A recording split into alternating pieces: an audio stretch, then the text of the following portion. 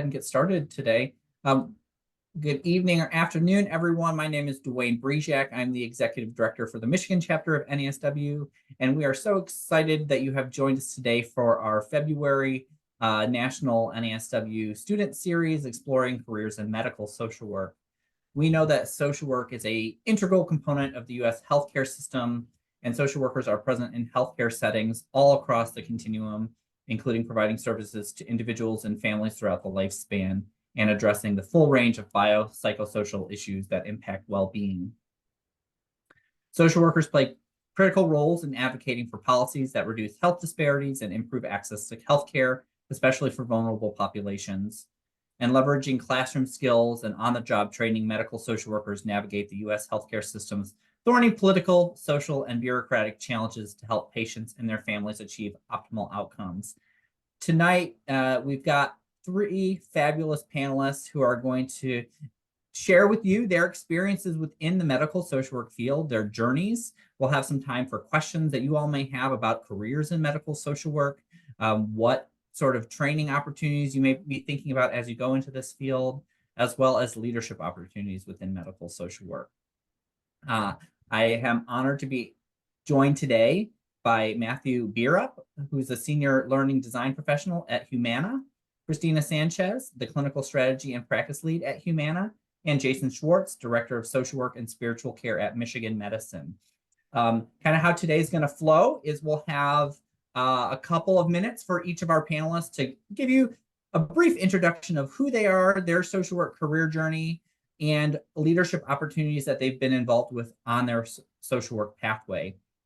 We'll then have some facilitated discussions for about a half an hour, and then the rest of the time will be questions that you all might have for our panel. We go until 7:30 or until questions wrap up. So we hope that you will put anything that you've been thinking about into the chat today. Please keep your line muted. Once we get to the Q&A portion, if you would like to raise your hand and unmute, we're happy to do that. But we would love to keep things as quiet and rolling as much as possible as we can through today's session. If this is your first time joining us for our NASW Student Series, welcome. We are so happy you're with us. We are in, year 2.5-ish of our student series. This happens every month, the third Thursday from 6 to 7:30 p.m. Eastern Time. And we have a different program. Next month is a special student networking event for all of our students across the country for Social Work Month around the theme Empowering Social Workers. We hope you will join us at that next month. But we'll go ahead and get started today. And I would like to introduce you all first to our first panelist, Matthew Bierhup from Humana. Matthew, will you get us kicked off and tell us a little bit about yourself and your social work journey? Absolutely, and thank you so much for having me here. I'm going to share my screen so you can my presentation, talk a little bit about myself.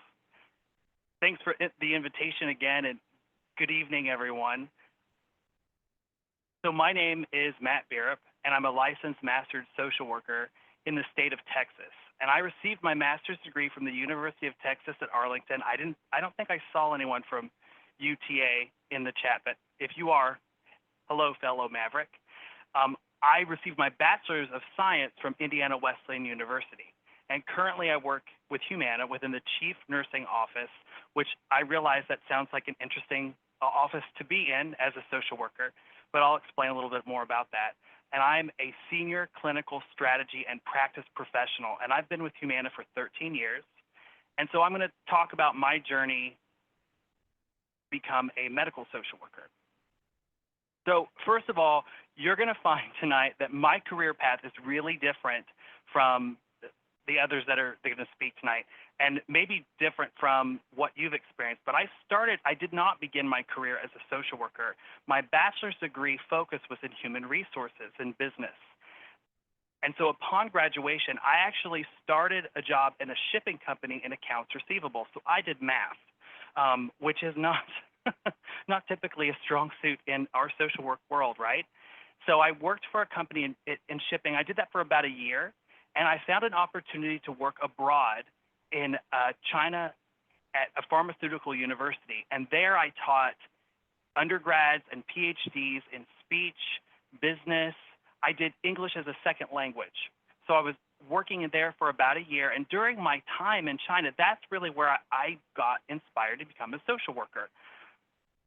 So when I returned home from my time abroad, I actually spent 3 years working in human resources. And that's where I really began to make some connections within the social work world. And I found a job with a nonprofit where I worked with youth and family services in conjunction with child services. And what I worked in was as a case manager for youth who were aging out of foster care. Then I attended the University of Texas at Arlington, where I received my master's degree. And my first experience in the social work, because I was in child services, I was in child services for part of my time at UTA, but I received a fellowship at the VA. And so that's really my first taste into medical social work world. And at the VA, I was assigned to the spinal cord clinic. And I worked with veterans who had traumatic brain injuries, who had conditions of para and quadriplegic. And so I worked with them to, one, lead group therapy, but to do a lot of case management to make sure that they had the access to their durable medical equipment, or what we call DME, to make sure their homes were accessible, make sure that they had adequate transportation, making sure their devices that supported their daily life were there for them. And really just talking about that, doing assessments, making sure that they were in place. During that time, I volunteered to work in a continuing education venue that we had through the VA. Once I finished my fellowship up, I joined Humana as a telephonic case manager, and so I worked with Medicare patients. Then I transitioned, and I did that for about a year and a half, and then I transferred into learning. I was a facilitator for 7 years, and I worked as a continuing education administrator on a voluntary basis. I was then offered an opportunity to join the Human Resource Department as a learning designer and a part of the CE team. And then currently, as I said, I'm in the chief nursing office. I'm not the only social worker there, and there's a lot of different clinicians throughout the company that really come to us to learn things.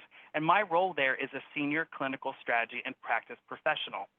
So what that entails is I'm a part of the clinical leadership and development team. And my focus is to develop projects and create opportunities to support continued growth for all clinicians throughout Humana.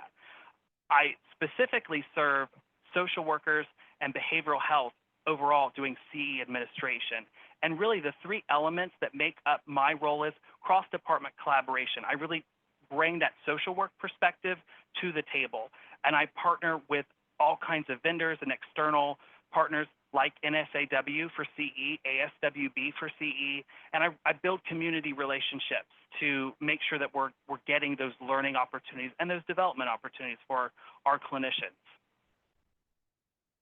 I also have to know the policies that govern CEs from state to state and create programs that are going to support that development. So that's an integral part of is reading a lot of technical things to make sure that we're in alignment when we create something or we present something. And then I create materials and test them. And this is where the math part comes in, because data and analytics, you can bring a lot of data and analytics to your work that solidifies, hey, we need to continue to fund this project, or we want to have more of this. So it's very much in that research vein, and I enjoy that part of it. Really what I would encourage you is to look at that unique path that social workers can take, because my path was not traditional at all. I started in business and then ended up in social work, but it took some time for me to really find my calling. And so there are all kinds of career opportunities out there. I would encourage you to take on guest speaking opportunities, go to local schools, senior centers, present a CE. That's a great opportunity to bring that knowledge forth. Facilitation, if you enjoy guest speaking, find a role in facilitation, because oftentimes they're looking for clinicians to do education, especially if it's an accredited program. And you'll find that hospitals and entities like Humana, we have an accreditation, and so we need to have clinicians in that facilitation role. Continuing education, again, learning about how that works, working within that space is a really interesting thing to do. But most of all, realize that you have a lot of power as a social worker. You're a subject matter expert, and what you bring to the table is so unique. And so groups that work with technology, they want to understand how that technology is going to impact, and they're going to want that social work perspective from customer care. Your voice really matters, and they need that social work perspective. So I really encourage you. Medical social work is very broad. It's much broader than we realize, and it has really been an interesting journey for me because I have done everything from case management to education to now I'm overseeing a lot of leadership opportunities, and I very much enjoy that. So again, thank you for having me and letting me share. Thank you, Matt. I think that having really going from micro, meso, and macro level positions all within a medical social work space really does show the range of what a social work degree can do. And I think when we think about social work careers, things like continuing education and the intersection of technology don't often get talked about that much. So I appreciate you bringing in those opportunities, for just sharing expertise and knowledge, but also how those potentially can become career paths within social work field. Christina, tell us about you. Hey, great. Thank you for the opportunity as well. Let me go ahead and share screens. Get started.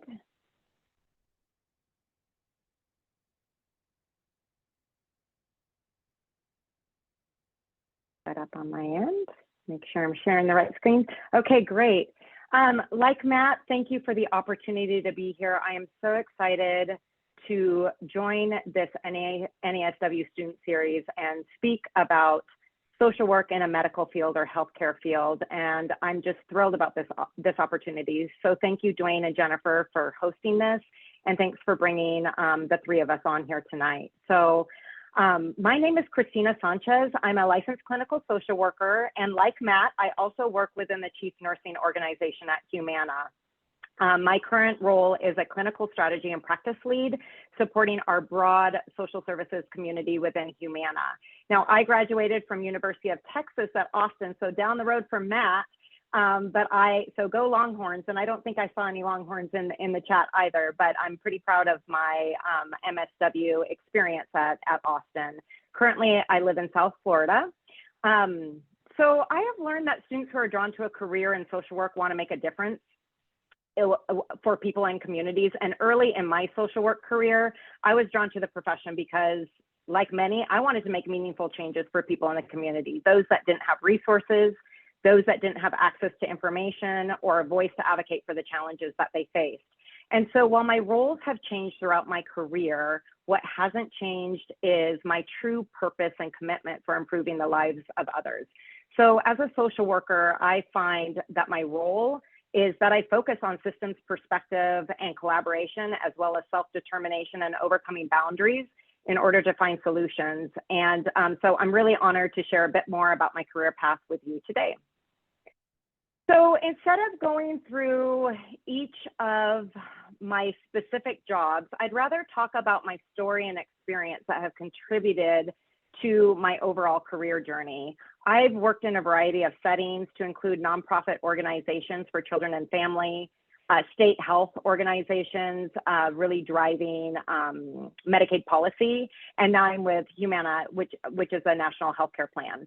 And each role gave me the opportunity to develop skills in my journey as a social worker in healthcare.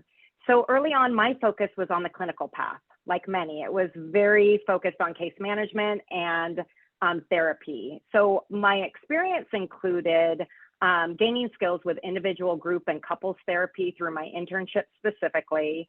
And then my first job was more medical focused. The populations that I worked with were children with special healthcare needs, women with high-risk pregnancies, and then I continued to expand my skills with the elderly population and SSI recipients. I continued to focus on case management and therapeutic interventions.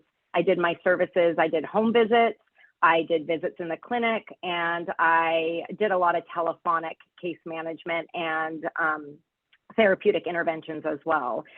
As part of my clinical route, I also dove into resource development, advocacy, and coordination. So what you're learning in regards to case management, that is actually true, and we really dove into that area.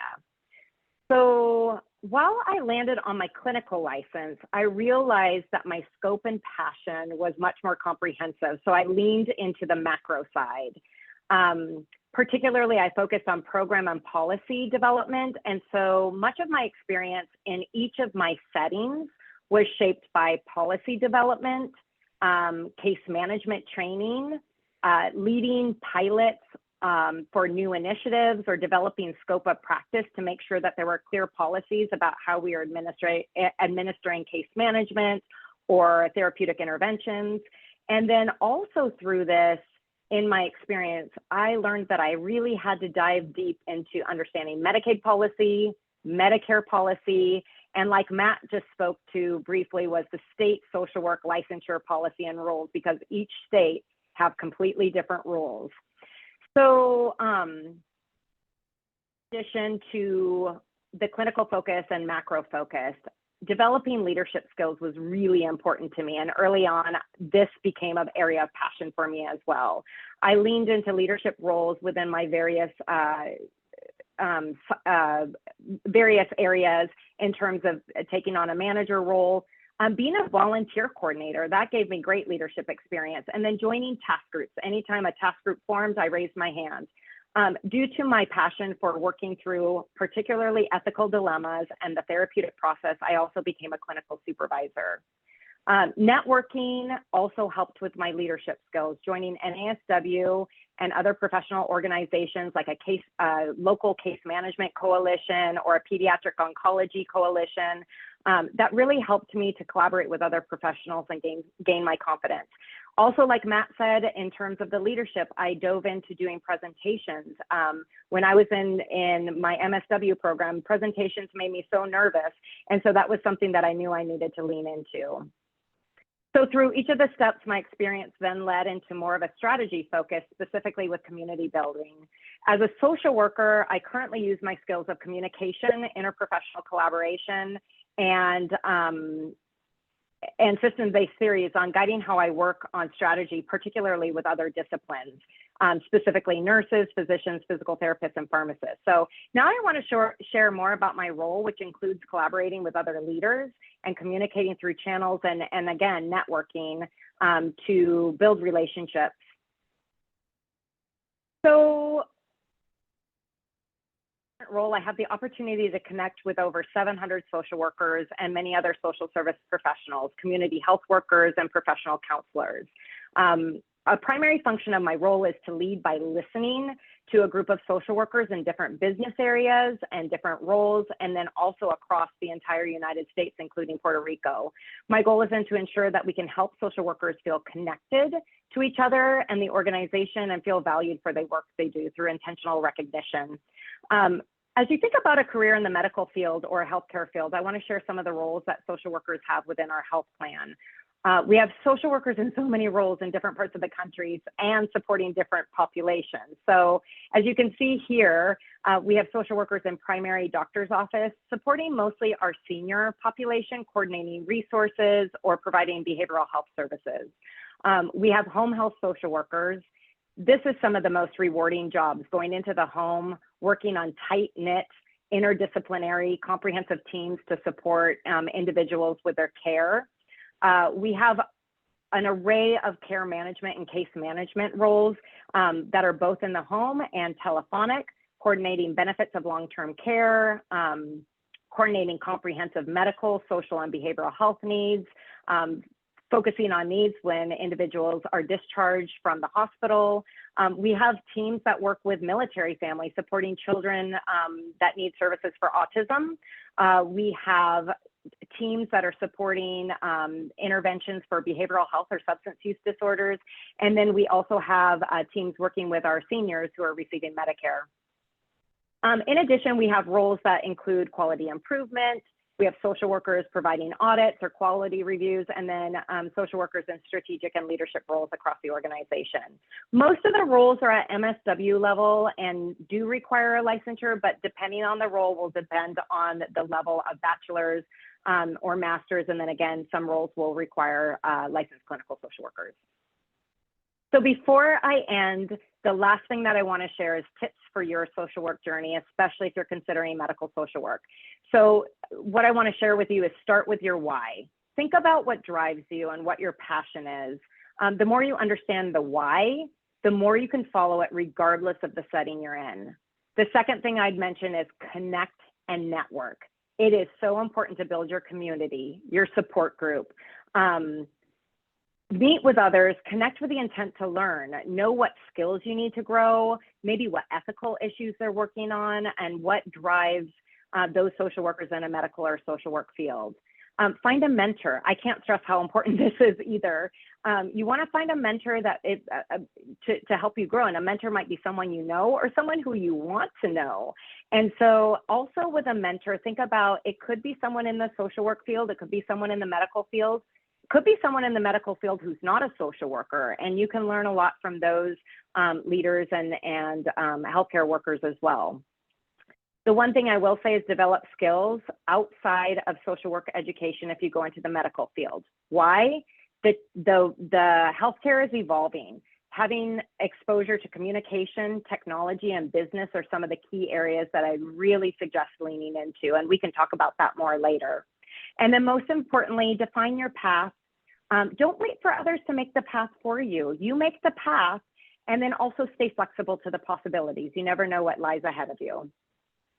So thank you for the opportunity, and I look forward to hearing from our next speaker. Thanks, Dwayne. Yeah, what a great overview. And I definitely can echo the importance of mentorship, supervision, and peer consultation, especially as a new professional, having folks to be able to bounce ideas off of, to process ethical concerns, to talk about advocacy issues, and also to build your own leadership ladder, right? Sometimes it's not clear in an organization how to move in positions, how to advocate for yourself. And that's where having a good core group of folks who can help navigate that with you will be really essential. And we definitely will, in some of our later questions, talk about what sort of courses you might want to consider taking, whether it's social work or not social work related, some of those skills that might be helpful in a medical job. But we will close on our first part of our session with our final panelist, Jason. Jason, tell us about yourself. Hi, my name is Jason Schwartz, and I currently am the Director of Social Work and Spiritual Care at Michigan Medicine, which is the University of Michigan Health System. And, you know, social work was not the plan for me. I got into, I went to college studying economics and thought that that was going to be my career path. And I struggled as a young man in college. I kind of crashed and burned. I got kicked out of Michigan State University twice for academic reasons, and was having all sorts of problems that contributed to that. And along the way, I ended up getting a therapist who was a social worker. And I also ended up developing a relationship with another man in the community who happened to be an MSW student at the time. And after I got kicked out of Michigan State for the second time, I thought maybe social work is something I should look into. And some of that was, you know, honestly, kind of the wounded healer stuff of trying to make sense of my own experience and that kind of thing. You know, that got me in the door. You know, the other thing I guess I'd say about that is I am so grateful that I ended up in the office of a social worker when I was in crisis. And I don't just mean, you know, some kind of professional helper. I mean, specifically a social worker. And the reason I say that is because the social worker that I saw, he knew the solution to my problem wasn't something he could provide. And it wasn't something that would be found in his office. It was something that would be found in the community. And he focused on, you know, he looked beyond me as a microsystem and, you know, and thought about the environment I was operating in and what kind of resources were in the environment I was living in. And thought about how to connect me with those. And I think that experience as his client is kind of fundamental to my experience, to the way I see social work and think about it. So I ended up transferring to Eastern Michigan University and pursuing a BSW. And I ended up getting placed for my field placement in a drug and alcohol treatment agency called Dawn Farm. And it was a great experience. I immediately loved it. I had great opportunities to do all sorts of hands-on direct service, and I really enjoyed it. And they ended up hiring me during my internship and stayed there. My job was in residential treatment, and I was very excited to get offered that opportunity. And I spent the next 4 years there. But over those 4 years, I became kind of disenchanted with the agency and some of its approaches, and I decided it was time to go get an MSW and probably pursue, you know, another path. So I ended up doing my field placement for my MSW in a public high school, and I thought school social work was what I was going to do because the pay in my job was terrible. I never left my job fully. I cut down to part-time while I was in graduate school. The pay was terrible. It was hard to see. I was married at that time, or I mean, I was still married, but it was hard to see, you know, raising a family on what I was making. And my in-laws were all public school teachers, and they were like, "You got to get into the public schools. The pay is better. It's secure, you know, all that kind of stuff." And so I went into, I did my field placement in a public high school, and I hated it. I hated every moment of it. I felt sick, you know, like about going in. Um, and some of it was, you know, my supervisor, but some of it was the role there was all about certifying kids, you know, at that time in Michigan for emotional impairment, and then having nothing to offer them. You know, once we did that certification, it helped the teachers. It helped, you know, the teachers had plans to get the kids out of the room, but we didn't really have any meaningful services to offer the kids. And so I kind of despaired at that. And as I completed my field placement, my boss at the treatment agency I worked at, I ended up having a conversation with him, he was actually my boss's boss's boss. And I learned that some of the concerns I had about the way things were going there were shared by him. And he asked me to come back or to stay, you know, because I never really left, and that we would work together to, you know, make improvements. So I ended up staying there, and I was I think my title was, I don't know, program manager or something. And then my boss, who was kind of part of the problem, not my boss's boss's boss, but my boss left like my first week there, and I ended up getting made clinical director.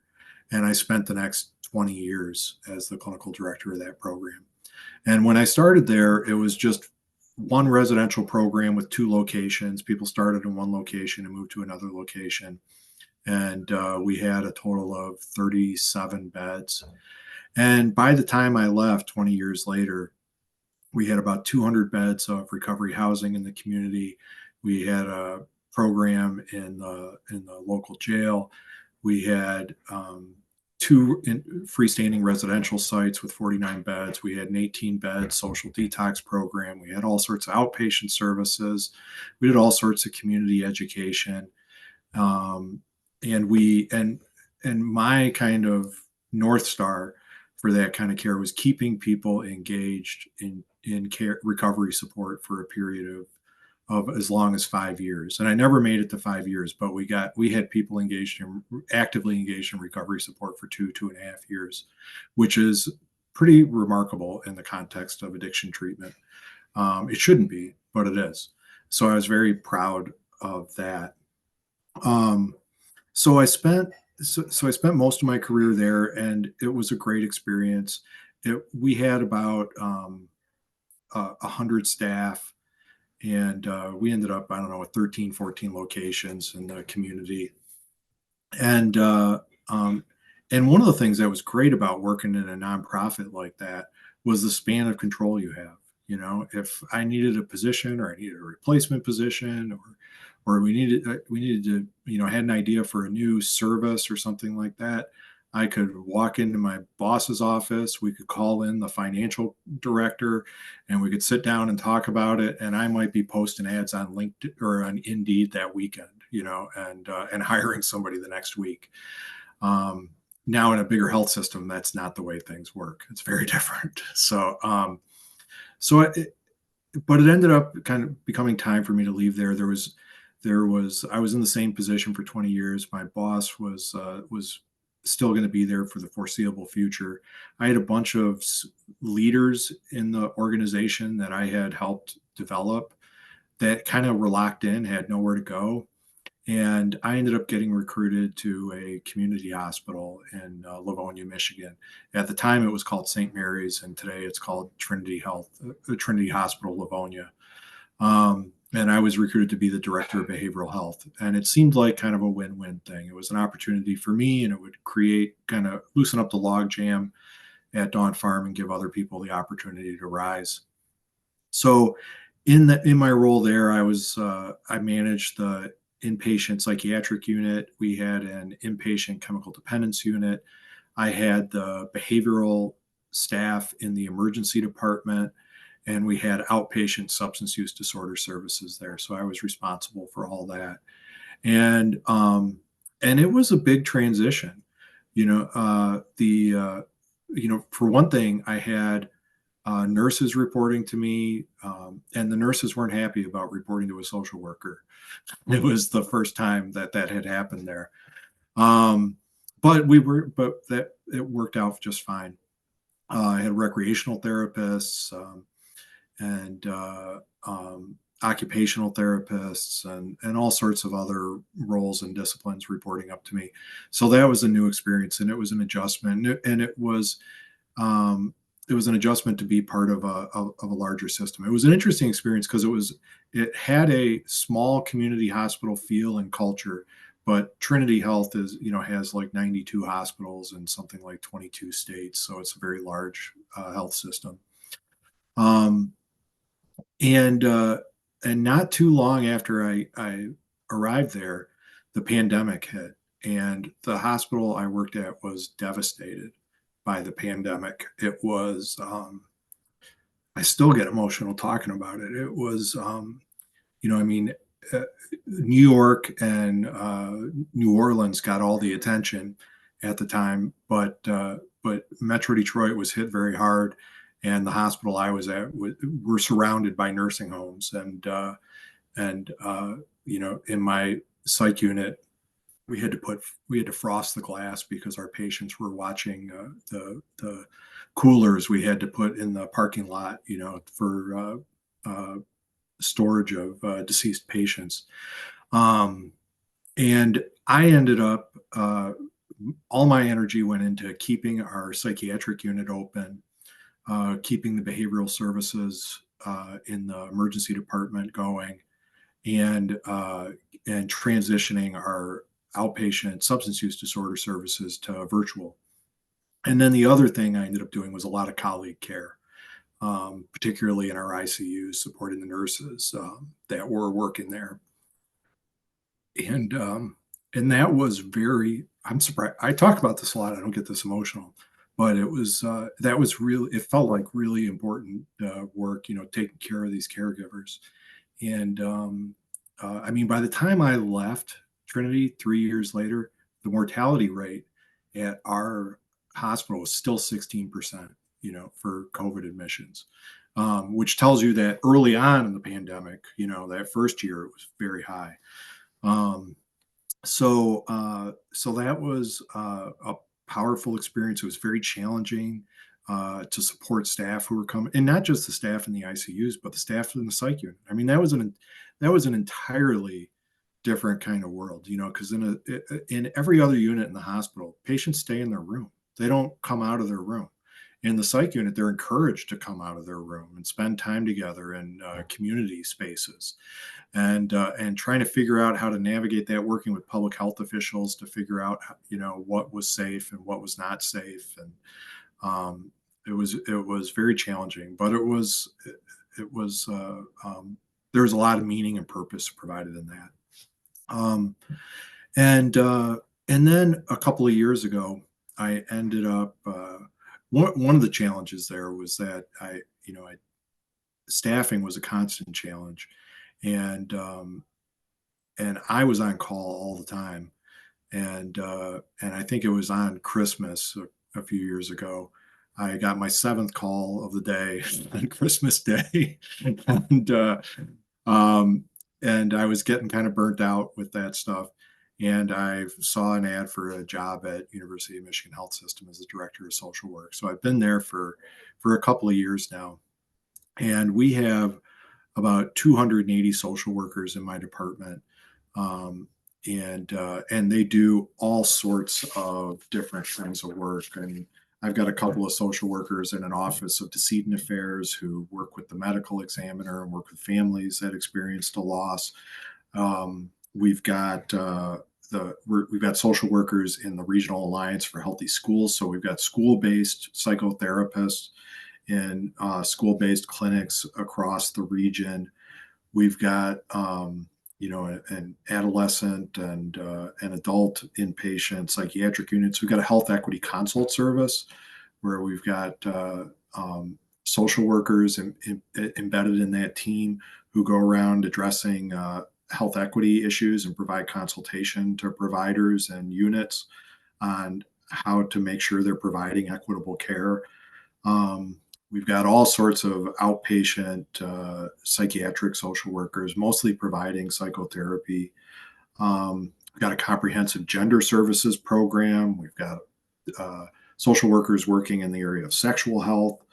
We've got an addiction consultation service, and all sorts of social workers working in like very narrow medical specialties for both pediatrics and adults. And then one of the other things I'm proud of is we've got a guest assistance program that is staffed by BSWs, and it's like a real career path for people with a BSW where you can actually make a living, with the BSW. It doesn't just have to be a step to an MSW. And one of the questions Dwayne asked was, what other leadership opportunities have I been involved in over my social work journey? I've been involved in a lot of advocacy, especially around drug and alcohol addiction and recovery support. Participated in efforts to establish Good Samaritan 911 law in Michigan that allows people to avoid prosecution, protects them from prosecution if they call to report somebody who's with them who overdosed.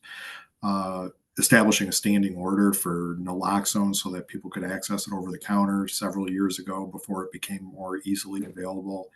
And then I've been real involved in my community. I'm on several boards, but I in the overdose crisis, working in addictions, I ended up coming in contact with a lot of parents who lost kids and helped them establish community coalitions to help address some of those problems in their communities. And today I'm on the National Association for Children of Addiction board and Jewish Family Services, and I'm active in NASW as well. So I think that's all I've got to share. I didn't have a presentation like my That was the co-panelists. presentation. Thank you. And thank you for your vulnerability too. I mean, I think that talking about the pandemic and how it transformed folks' career and the continued, I think you called it colleague care, but the continued need for that now.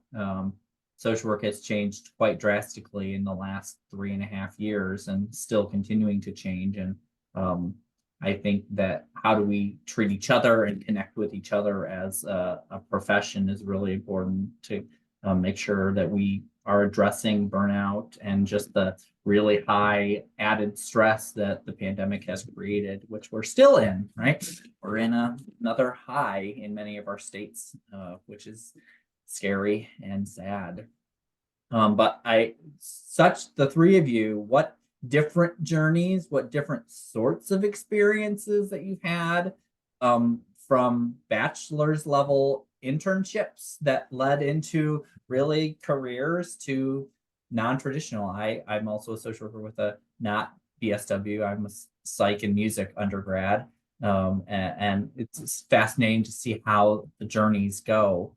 You know, for the folks listening in, if you are currently in your internship in a medical or a healthcare base, we'd love to know what sort of placement you're in, if you're comfortable sharing that. I think we heard that from a couple of our panelists today, but it'd be really nice to know where you all are being placed and what sort of settings students are in right now.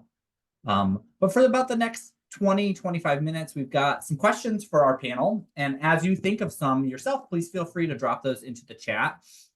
We'll start with hopefully a real positive, fun question. What's the favorite part of your job? What do you love about what you do? And Matt, we'll start with you. Yeah, so my favorite part of my job is seeing the development. I'm currently leading a project called Clinical Acumen, and I'm watching clinicians start off at a certain skill level, and I'm watching that grow, and that really impacts the patient. We're seeing improved outcomes, and that is a phenomenal thing to be a part of, to know that that impacts families and individuals for their well-being and improvement in their lives. Christina, what about you? What do you love? I love so many things about my job, so I'll try to stay brief.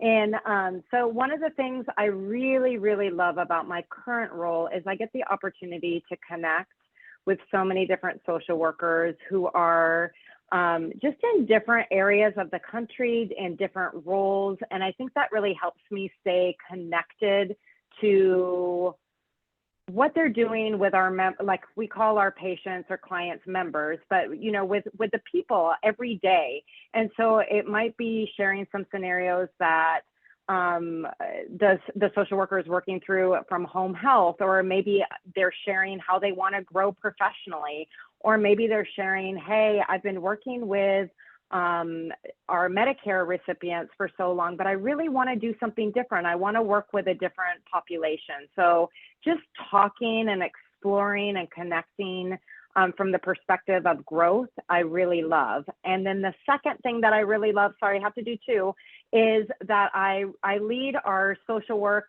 month. And so that is something that I really feel strongly about, that social workers feel valued and recognized. And so the fact that I get to work collaboratively with different teams and our different leaders to drive that awareness is so meaningful, because I love the message this year with empowering social workers. It just has such a strong meaning, and I love wrapping my arms around that to really lift up our profession.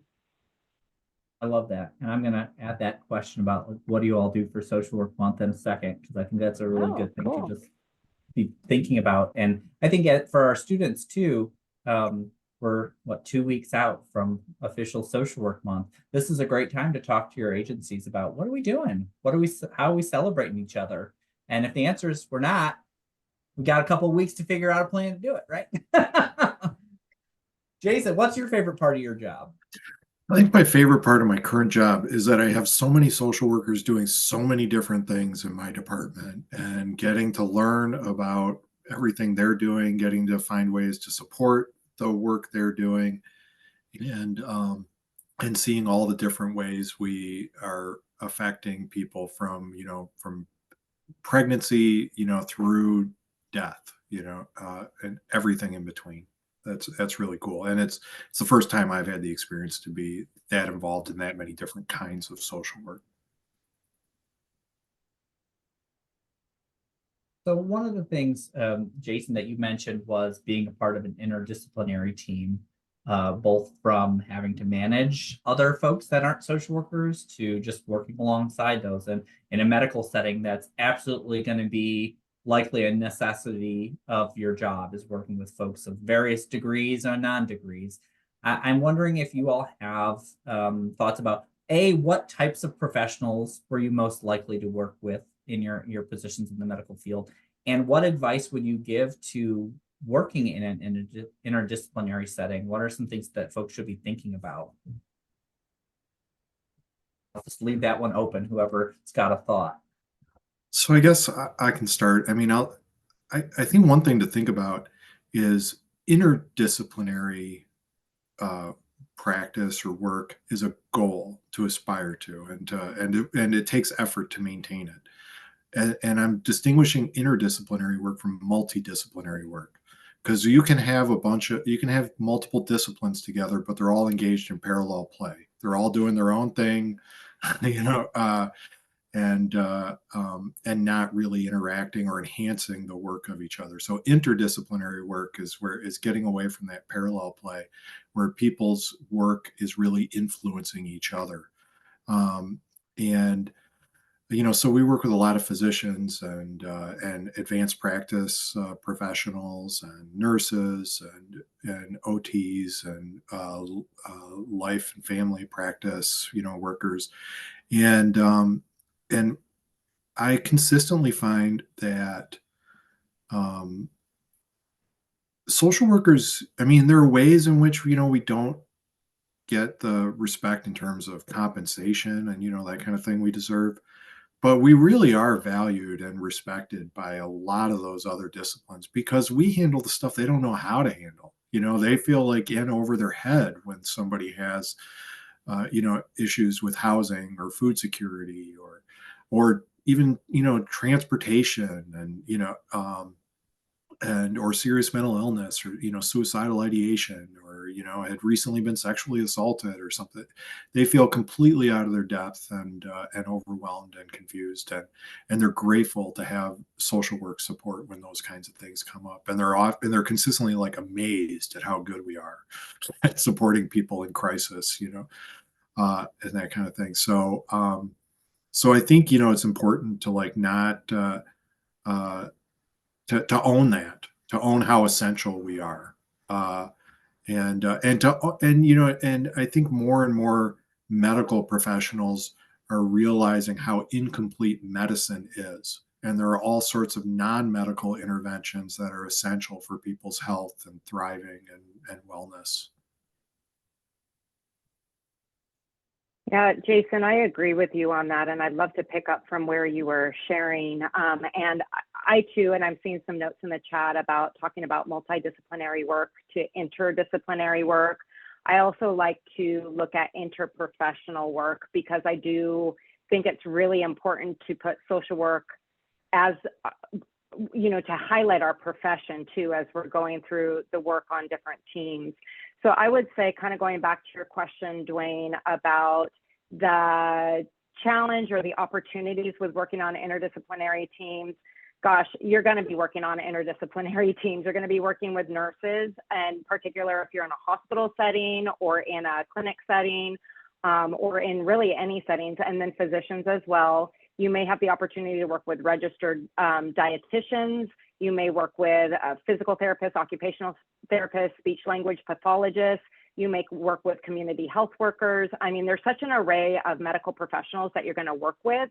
And so part of it, I think, is really learning how to communicate your message.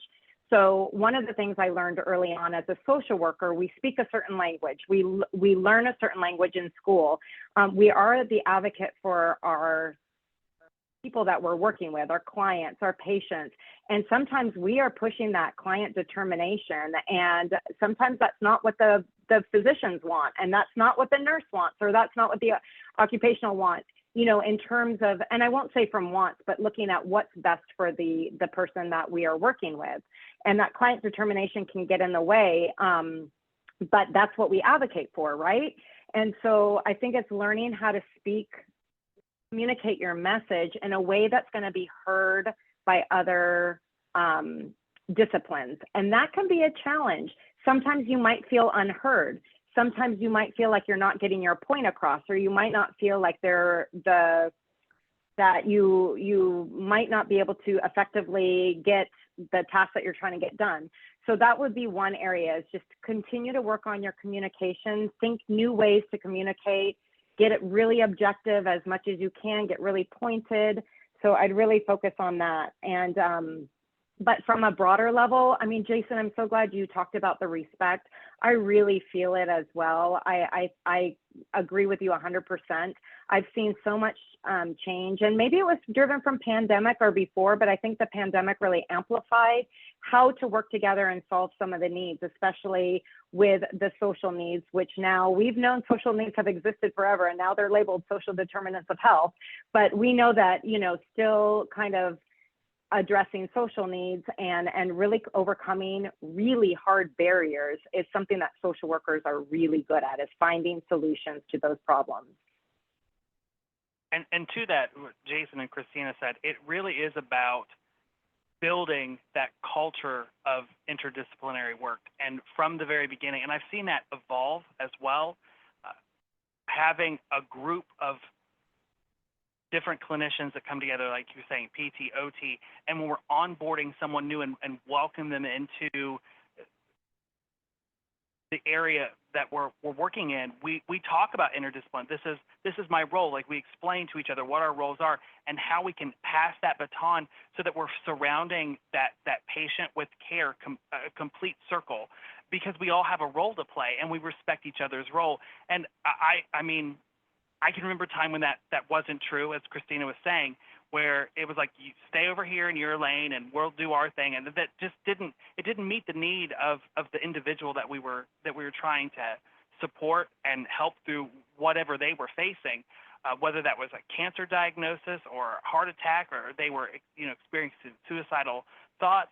So having that culture of interdisciplinary built in, and if you get that opportunity to bring that to the table, you see that's missing, you know, our leader often says, grab a chair, pull it up to the table, because they want to hear from you. And there is a lot of respect now, especially post-pandemic, because we really saw and highlighted that mental health issues that were occurring, and suddenly we were really welcome to a lot of spaces that we hadn't been in the past. And so that is a wonderful thing.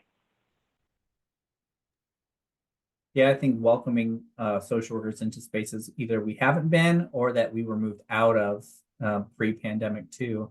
I know in many of our hospitals, we had seen other professionals take on which were former social work sorts of positions, and a lot of that is starting to kind of swing back. And I think, you know, knowing what the scope is of your work, and I think that's where, as a multidisciplinary or interdisciplinary team, kind of knowing what everyone's supposed to be doing is really important as well, and what lane and expertise folks have training in. Really good comment in the chat about, you know, primary care settings are not all fully embracing the integration of mental health and physical health, and can still be two separate worlds. I know we still see that on the policy space as it relates to reimbursement rates. And I don't know if anybody has direct experience in primary care, but any thoughts about that particular comment, and how do we move the needle on that?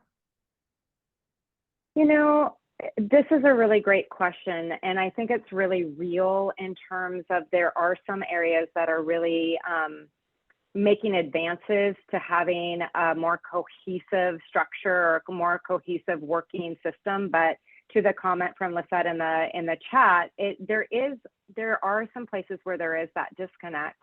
And this is where it's like we have to double down even more to be able to be able to integrate. And some of the things that I would say is that sometimes might be either working on that relationship and really trying to find the commonalities and work on the relationship between the two professions.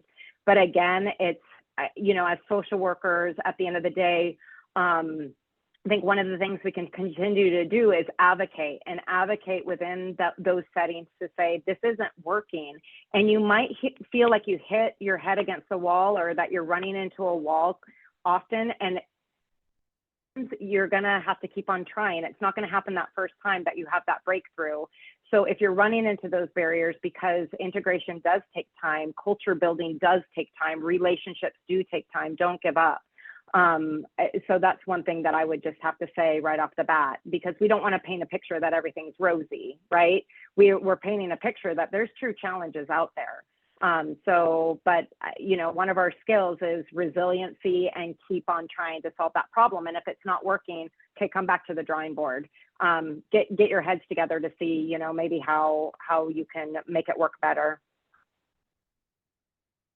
Yeah, and it's negotiating that space too. I recently had a meeting with our primary care area, and it's a give and take there, where you offer certain things that they're looking for, whether that's learning or development, and as you grow that relationship, it gives you that opportunity to say, have you considered? And because I'm a social worker and I have that background, and you build that trust over time, and you're able to influence and make changes in that space. And so you just have to own that responsibility and build those relationships, as Christina said, and it makes a big difference. When there's a thing about macro level changes too, I really like the comment that it's a long game, right? Like, we have to celebrate the small wins when they happen, because sometimes it can feel really, really slow and painful. And it can be really slow and painful. And if we don't celebrate those little notches, and I think the reality in some of our healthcare work right now is we're going backwards in some areas and in some states on the policy level. And how does that then play into our role as social workers who have ethical obligations, who we may be social justice fronting, and we are also having to maybe do some work on our outside time, maybe not during our job, or may not be allowed as part of the sorts of work that you do to combat some of the lack of access to care or the removal of care that we're seeing in some of our states, and how challenging that can be.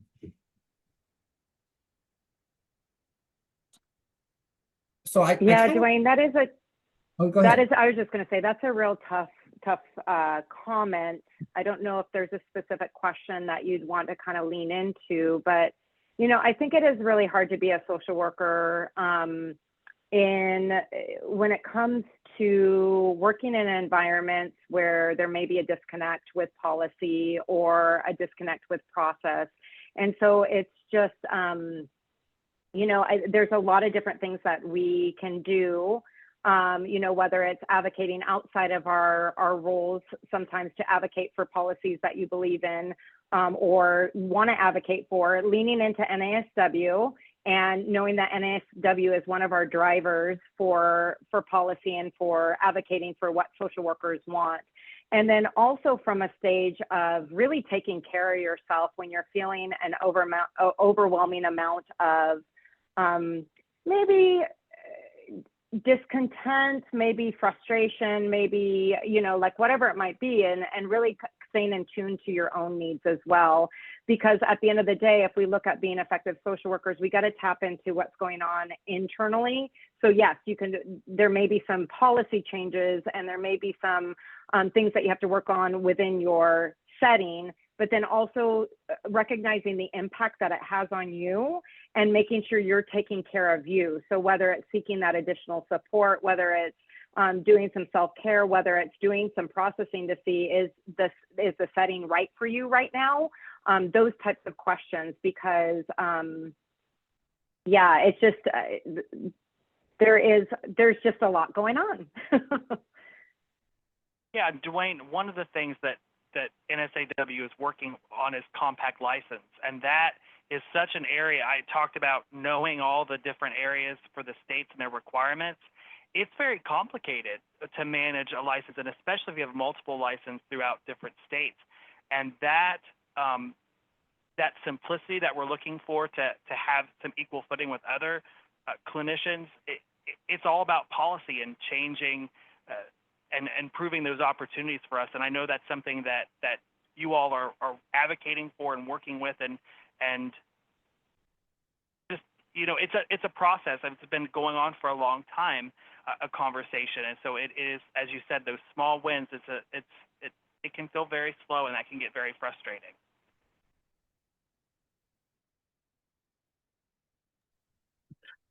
I guess, we kind of got into that policy, picture in the small wins by talking about behavioral health and primary care, and when I worked in addiction treatment, primarily, one of the things we were working on was trying to extend that duration of recovery support to 5 years. 5 years is kind of the gold standard. That's when the chances of relapse drop below the prevalence of severe substance use disorders in the general population. So you could consider somebody in remission, stable remission at that point. And that doesn't mean keeping people in residential treatment or once a week group therapy or anything like that for like 5 years. So one of the things we tried to do was work with primary care setting to enhance their kind of recovery competence and help them integrate recovery checkups into care, so that when patients were going in for well visits, when they were going in for preventative care like flu shots or whatever, or sick visits, the providers there could do a quick recovery checkup and see how people were doing. And one of the big barriers to providers doing that kind of stuff is, what if I uncover something? Like, what do I do then? Like, I don't have access to like decent referrals to these people. I can prescribe a medication, but many of these people need much more than that, and the system isn't easy to access and that kind of thing. So I think a lot of it is doing what you can, like whatever small steps you can. You don't have to do everything that's necessary, but then recognizing that there are lots of things that are essential but also incomplete. So like, okay, I can provide one essential piece, but I can also recognize that it's incomplete, and I can advocate, I can build relationships with other resources in the community and try to form some partnerships. So in this case, with this primary care practice, when somebody was in trouble in a recovery checkup, they had our agency as a resource. They knew what to do, as opposed to just being stuck with having uncovered some problem that they've got no solution for. And we were a little unusual in our ability to do that and provide that support. So in a lot of areas, the need is advocacy for all these non-medical, behavioral health types of care that are not readily available to people. So, and most systems are not good at recognizing that what we provide is incomplete. It may be essential, but it's incomplete, and we need to support others in developing the kind of care that can complement what we provide. Oh, that's a great point, Jason. And I think about the skill that social workers were trained to be resource connectors. Really, first and foremost, we need to know what's available within our city, within our region, within our organization, right? And I think that also is why social workers end up being really good when they end up being campaign staffers for political folks, because it's resources in the community, right? And so how do we even connect up to the macro level policy change and get more folks who have various social work degrees to be thinking about and who have that understanding of on the ground needs into the macro change? Because what you see in a hospital or you see in a health plan, who actually has the power to make those large systems change, whether it's related to licensing compacts or exam changes, which a lot of us are working on, to reimbursement rates and just access to care. And part of the reason we built this student series was really to hopefully get our students across the country continually think about, how do you build up your social work network continually? Do you have a person in your bubble if you need something at any given time, right? And that's, I think, the goal. And what I love about what I do at NASW is my job is like a social worker for social workers. So like when you all need something in the field, we hopefully have somebody to connect you with. It might not be within our own organization, but we know somebody in the community. And I think that that's one of the biggest skills you can do early on in your social work education, is just continue to build out that social work bubble as large as possible. And that's ultimately how folks are going to find the job that's right for them. You may find something on Indeed, but more likely than not, if you've got a friend who's like, hey, I found this job, it's for you, that's going to be probably the better fit across the board.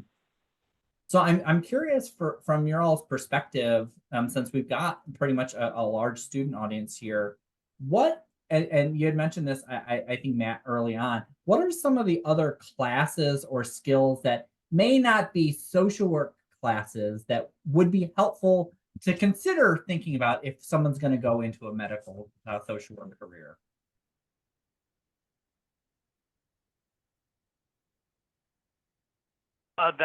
So yeah, I did mention a few ideas as far as there's just a big breadth of opportunity within that, and I think a lot of people think when they think medical social worker, especially where I work in the insurance area, they think, oh, you're just doing denials and that's utilization management, and that aspect exists, but that doesn't mean that there's not advocacy in that area.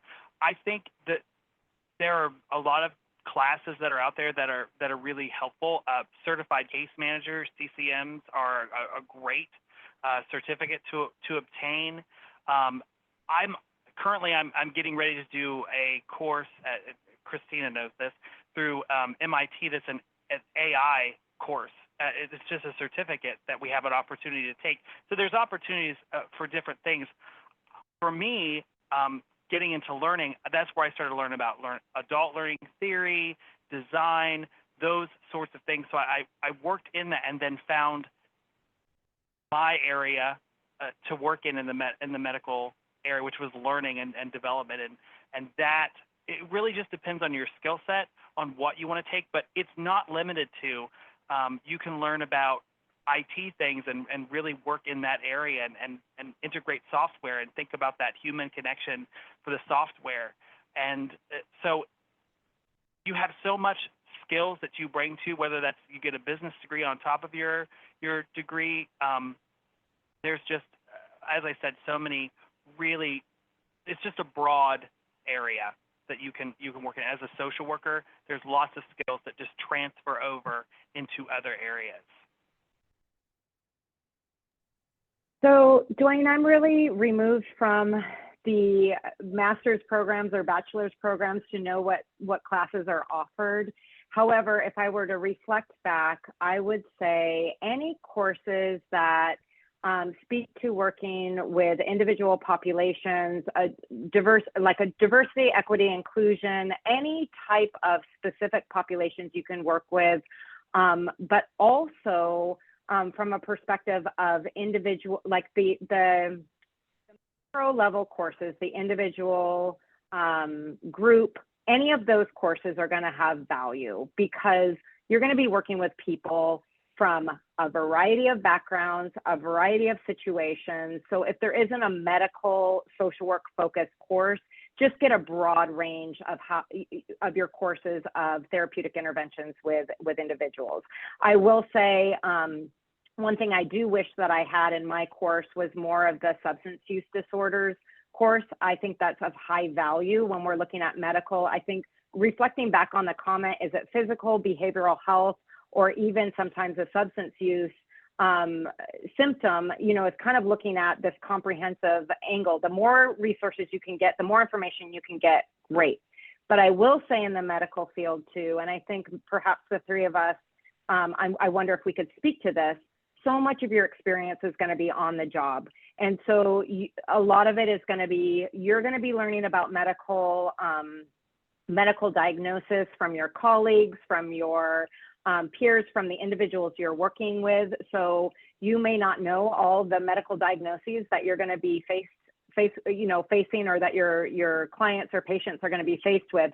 So lean into your nurse colleagues. They're going to be your partners, and that's something early on that I learned very closely, is that my nurse case managers, my nurse colleagues were my partners, so that we could really learn from each other. If I needed the help with medical needs, they could help me out with that. If they needed help with more of the behavioral and social needs, that we could really lean in on each other. So the other thing that I would say is if you have any opportunity to focus in on any technology courses, anything about business, anything about like programs, take those. Even if you're micro-focused, see if there's any of those macro classes that you can tap into, because they really will have value once you get out into your role within the medical field.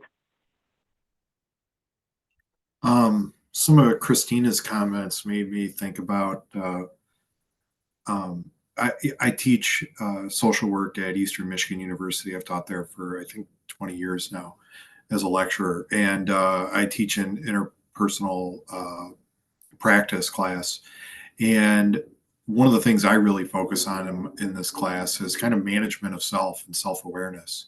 And particularly when you're working in interdisciplinary settings, when you're working in an agency where the entire organization is organized around doing what you do, that's one thing. When I was working in addiction treatment and I was an addiction professional and the entire agency was focused on my work, that was a very different experience than going to like a big medical institution where you're just one kind of small cog in a big machine.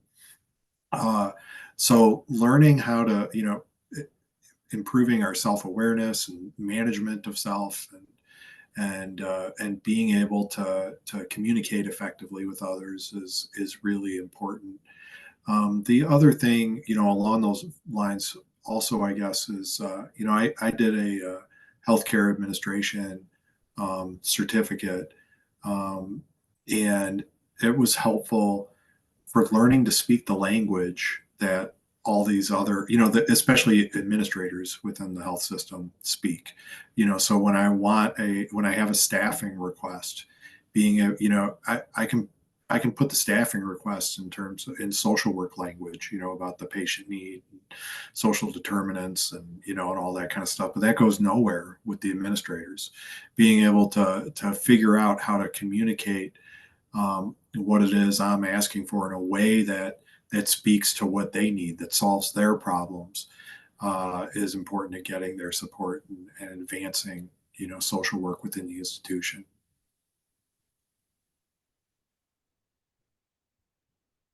All really great suggestions. And so thinking about, there's been some comments into the chat around different kind of career levels within a medical position. You all have talked through quite a few specific sorts of job opportunities, and I'm going to I've been writing a list of those while you all have been talking, and I'm just going to read those really quick before I get into Shanquel's question. So primary health, home health, care management, staff education, quality improvement, diverse strategic and leadership positions, substance use disorder, oncology, decedent affairs, school-based, psychiatric units, health equity, gender services, therapy, sexual health, dialysis, guest assistance programs, suicide prevention. I'm taking some of these from the chats too. Geriatric work, software, HR, policy advocacy, and lobbying. Really such a huge range of what you can do. And there's a million other ones that aren't in there. I think about some of the other medical related careers that I hear about at NASW, and we are seeing more and more places like CVS and Walmart that are bringing in social workers. We have social workers who are now in places like Best Buy who are working with adaptive technology to assist clients out in the community. Just really kind of fascinating arenas that social workers can be in. But Shanquel asked kind of what are the benefits between, and I'm going to rephrase this to clinical positions and maybe non-clinical sorts of positions, and maybe how that relates to licensing, because not all states have those specific letters that she mentioned. But I'm curious around how your organizations view more maybe macro level social work and clinical social work, and the sorts of positions that you've seen in your careers.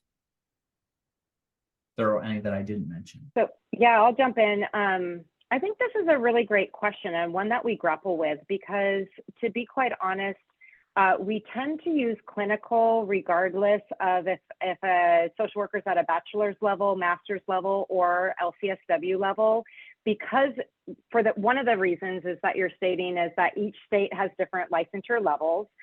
With the majority being at the master's level. Like most states, you can get an LMSW or a CSW or an LSW at a master's level. But how we kind of approach our work is that we're a clinical community, we're a clinical care team. And so how you touch the the work that you do on the clinical team, whether it's resource development, providing resources, or if it's doing more behavioral health intervention or SUD intervention, that you're all part of the clinical team. So I give that context from the perspective of how we work within our agency, but I know that's not always true in all settings for social workers. So what we do is really look at what is your level of education, what are the skills that you bring, what's your competency in terms of the skills that you've developed. And that's how we look at our roles. And so if you come at a bachelor's level, there are jobs and there are ways that you can do care coordination, and there are different roles that you can take on with working with the people that we serve. Now, each level gets a little more advanced. So the master's level might offer more in terms of case management options that might look similar to a nurse role, that you'll work again on a collaborative team, or that you may have some leadership opportunities. And then the LCSW just advances that more, that you are more of an expert with the behavioral health and behavioral health diagnoses and assessments, but also contributing behavioral health knowledge. And so from that, you may have a role that's more specific to behavioral health coordination or interventions, and also leadership. So it just kind of like, there's not like a step up the ladder type thing, but it does, your opportunities may advance based on the licensure. But I'll also tell you one thing that you touched on before that I wanted to go back to, was that concept of, regardless of the setting, and you were kind of drawing it more towards policy and kind of the political arena, which is not an area where I want to go into professionally, but it's kind of speaking about transferable skills. And that is kind of a hot button topic that I think I've heard in other social work forums that I'm on in Facebook or from my alma mater, but also within our organization. And so what we look at too is, you will come with your degree, with your experience, but if there's a role you want to get into that's maybe not like traditionally what social workers would go into, we talk about developing the skills that you need to get to that other area. So it might be with IT, and that's an area that you want to dive into. Well, you have the social work degree, but let's build the skills to get to that other role. So that's just kind of a different way to look at it a little bit. Yep, ditto. What Christina said, since we work at the same organization. Absolutely. And there's a big emphasis on, in Michigan, we don't have an LCSW yet, but we do have LMSW macro and LMSW clinical, and the big push here is clinical. And here at Michigan Medicine, we also have a career ladder where people can progress through a career ladder and establish themselves as advanced expert, clinical scholar, and doing work related to supervision, community or committee work, research, that kind of stuff helps people move through their career ladder. And it's going to be interesting to see how things change as licensure changes in Michigan. And the other thing that's going to be interesting to see how things unfold is that we, for the first time, our social workers are going to be part of a bargaining unit. That was just recognized. So how that kind of stuff gets recognized in contracts, in collective bargaining agreements, will be interesting. Yeah, I think that Jason is a really good point, and it brings me to kind of another, maybe more practical question around, Michigan Medicine has a fairly outlined leadership ladder. Like, if you do these things, you can get a higher raise or a bump, or your position title might change, or whatever it might look like. But I'm curious, practically, in the positions you all have held throughout your careers, how, and specifically in the medical settings, have you been supported, or your other social workers been supported in their professional careers? So that could be with licensing support, supervision, continuing education, that kind of, we all have to do it as part of this profession. Has that been something that your organizations have really supported and provided you with? So we're pretty good about providing support in that way. One of the things people can do to progress up the career ladder is providing supervision to LMSWs, and move their way up. And we provide some professional development funds to people. They can have they get about $200 a year. They can use that towards licensing prep and towards licensing fees or test exam fees, that kind of thing. So we provide a lot of support in that way. We did at my previous job as well. Trinity, much less so. And Trinity didn't have social worker roles. They had behavioral specialist roles, which could be an LPC, could be a social worker.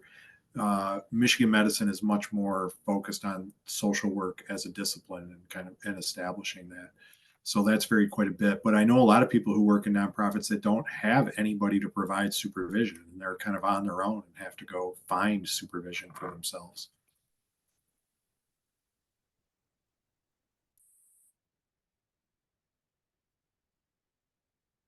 Yeah, I'd like to speak about the supervision too, and I see some of those, sorry, my earbuds are dying, goes with a great conversation.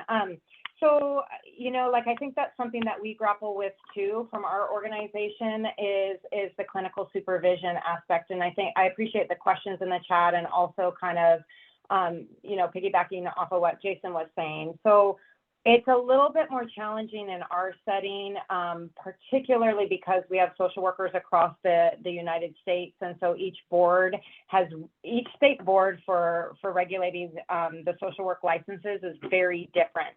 And so there's different standards, there's different requirements for each state board. So to have a broad program is quite challenging because it's not consistent across. Now, could things change with a compact license? I'm hoping, but who knows? I mean, there's a lot to be said to see what happens with a compact licensure. So, while we see that there is value with the clinical supervision, also we have to look at what's the scope of practice. So many of the opportunities when we're looking at clinical supervision require definite therapeutic process and therapeutic interventions.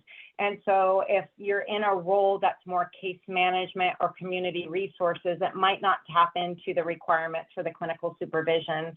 So, what we do, however, is ensure that we're connecting our social workers to what resources exist. NASW being a great resource with the state chapters, and then also looking at other ways to kind of really tap into the clinical supervision aspect.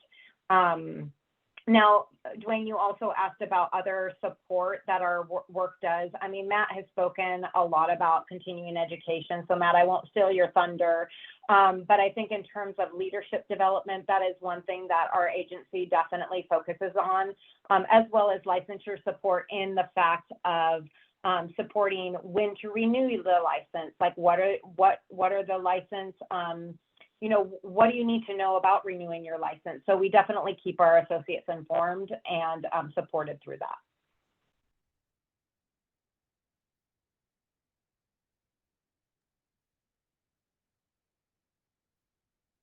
Matt, do you want to take the thunder on continuing ed?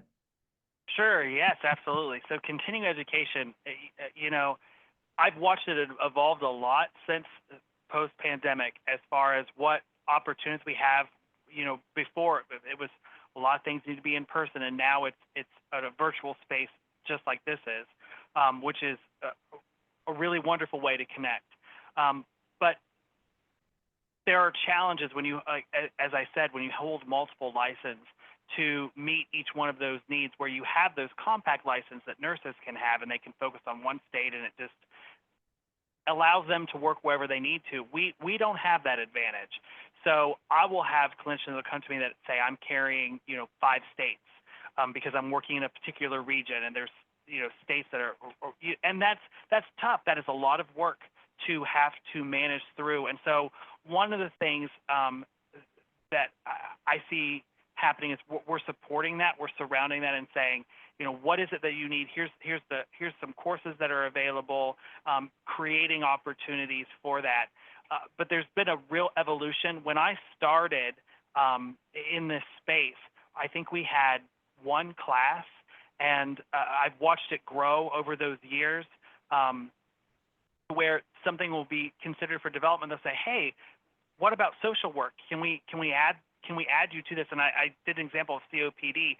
We had a course on COPD that we were looking at, and we brought in social workers who talked about the anxiety that exists when you're dealing with breathing issues, that fear of not wanting to leave the house. And that brought a whole nother level of understanding. And so that it's great when that's incorporated into continuing education, and when we're brought to that opportunity to share those knowledge bases that we have. So it's an exciting space. There's a lot going on, and I hope that it evolves more to be easier to use in the future. Yeah, and I would just echo, there's a lot going on state by state related to licensing and compacts. So please connect with your local chapter to see where, what, and if things are happening. Because every state is so different. There are some states that won't be touching anything for a long time, and then there are other states that are moving at a much more rapid pace.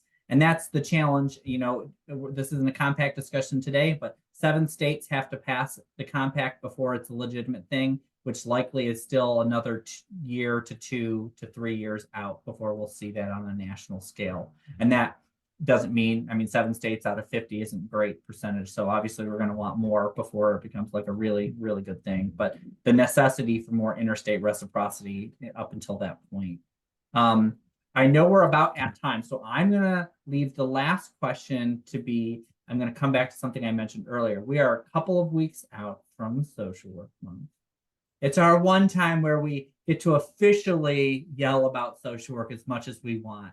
And I hope you all do who are on this call today. I just would like to hear what are y'all talking about at your work, if at all, how to celebrate, and if not, how are you personally going to be celebrating with your colleagues? Oh, well, I have to say, I'll give a shout out to Christina. She does a phenomenal job because she really leads that charge. I get to do the continuing education piece. So I usually take March as my great opportunity to say, here's what we have, here's what's available. Are you taking this? And just offering classes and support, and because it's on everyone's mind at that time. So it's great to have that consciousness. It's exciting. We get a whole month, and there's just so many great opportunities within that time to have that expanse of that 31 days to just highlight different things. And that's exactly what I do with continuing education.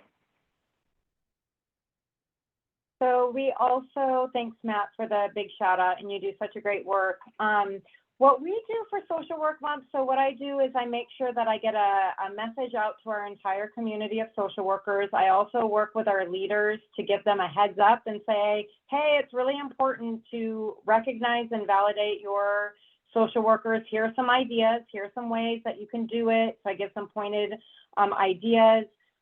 We have some different recognition. We do kind of a prestigious award where we can get nominations all across we call it our Excellence in Social Service Award, but we take nominations for all over. We have like a social media platform that we start sharing success stories, and we gather those in advance, but really do shout outs like all month.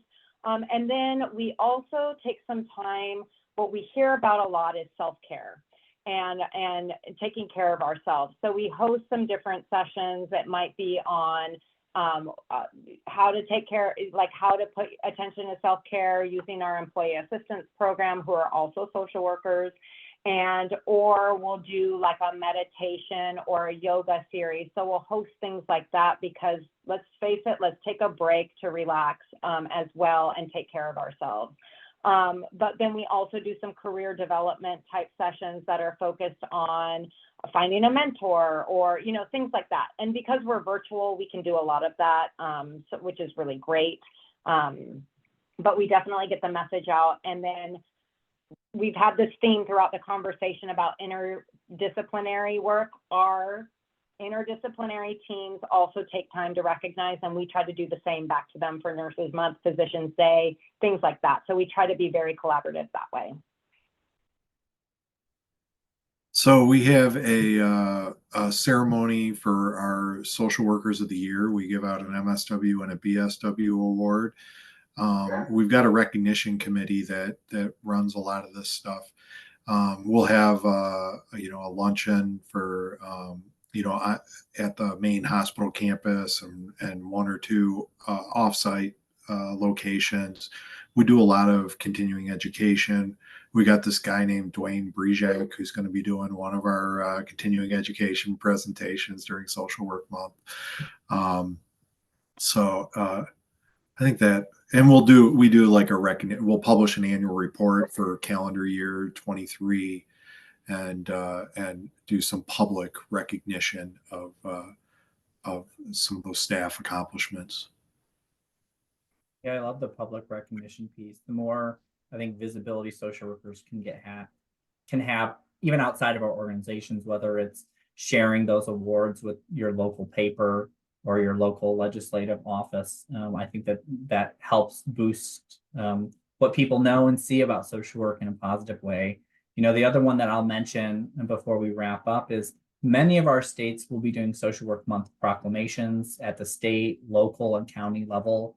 And these are great opportunities for students and our professional social workers to be present and be recognized in those ways. Often they're open to the public. And so I would also just check in with your NASW chapter to see if there are things going on. We're currently in Michigan still reaching out to many of our local, we hope to have 15 to 20 proclamations this year in small parts of our state to our governor. And so we want to have opportunities for our social workers to also be present locally at those ceremonies to get some additional cred.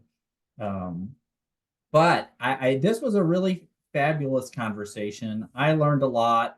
I really appreciate what you all are imparting on our next generation of social workers and for your willingness to be with us today. Our student series, like I mentioned earlier, does happen every month. Our March program is going to be a networking event. I put that into the chat. If folks have follow-up questions after today, please feel free to reach out to me.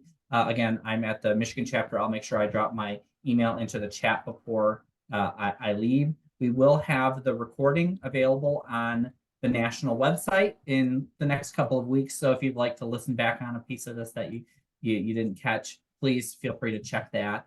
But again, Matt, Christina, Jason, thank you so much for your time here. I really value you all and your service that you're doing, and I hope you all have a fabulous Social Work Month.